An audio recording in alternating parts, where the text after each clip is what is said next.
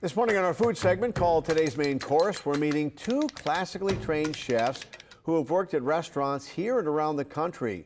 Several years ago, they decided after working for other people, they were going to venture out on their own. They don't own a restaurant, but they're getting a lot of attention for their catering business and their out-of-the-box thinking in the food industry. Byron Bradley and David Hargrove spend several days a week in the kitchen here at the Southern Food and Beverage Museum, cooking for the Chef's Brigade, which is a government-funded program to help local restaurants and chefs who have lost business because of COVID-19. They're feeding thousands of people in need during the pandemic. Each of us will make a certain amount a week. We're doing up to about 250, 270 people a day. So about 700, 750 a week, about 3,000 people a month. So it's like running a big restaurant then? Commissary style, in a sense. Correct. Commissary style. That's amazing. The Chef's Brigade is only temporary, and while they're glad to be helping out during the pandemic, they have big plans for the future, which got sidelined a bit because of COVID-19. Byron graduated from the International Culinary Center up in New York, went on to work in restaurants, and even made it on the TV show Chopped. David graduated from the Culinary Institute of America and also studied wine.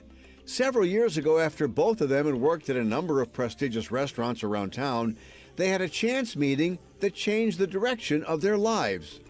We actually met at a very unique time in both of our lives, I think. Yes. And I had just started a gig uptown working as a chef there. And I always wanted to do my own. And when he presented the idea, I said, let's do it. And so we named the first dinner Tribute to Mother Africa. All of this came from our first conversation. Yeah. Literally. Yeah. We had a long, good first conversation, you know.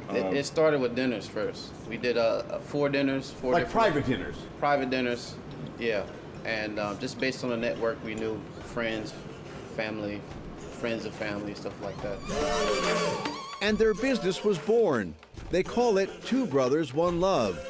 They started doing pop-ups, catering, and private dinners in a style they call contemporary American, guided by their African roots. Our focus is more on the catering, specifically, and catering to movie sets and private parties, private gigs, cooking classes, more in that field. Also festivals as well once it starts. Mm-hmm. And we did a gig at the Smoothie King before, so we would like to continue doing that.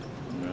Merchandise, we have our shirt, we're having a fashion show hopefully at the Botanical Gardens next year in the spring. Products, he's making a spice, I have a hot sauce coming out. Also, we do collaborations with other restaurants. Like we have one coming up on the 29th with Marjorie's Grill. So like pop-ups, right? Yes. Yep, that's our next pop-up, yep.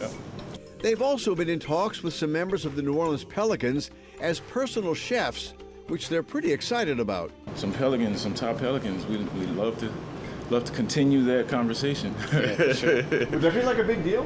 It would be a great deal. I believe so. Another step in the direction that we're aiming towards, working in that level of clientele, that field of catering, specifically to either big teams or movie sets, commercials, things of that nature. The news station, I don't know if y'all take off-site catering anytime. Are you hustling me right now? I'm just laying out the options. Put the plug in. He is the hustler. Yeah, for sure. All kidding aside, both Byron and David say what they're doing is more than just business. They hope to be role models to young people looking for that entrepreneurial spirit, especially after a friend said something to David. You're an asset to your community, so therefore you need to carry yourself like that. You need to act like that. You need to be that. And after having that conversation with him, I realized that I am a role model in my community. I'm a role model in my family. So for me, I take that very seriously, and I believe that I am, and we are as well.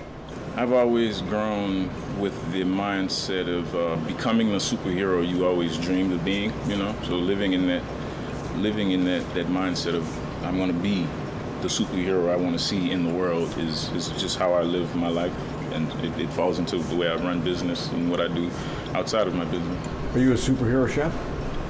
I wouldn't put the label on it, but you said it, I would say he is. I would say you are, man. Thank you, man. Superhero chef, I love it. So he kind of liked it. You know, it kind of took. Maybe you gave him a new title there. That's what I was thinking. I talked to him last night. I said, you know, you're my superhero chef now. So There you go. And he did offer catering services for to you. the station. Oh, okay. Well, Not you for me. make it happen, Mr. Paulson. I will work on.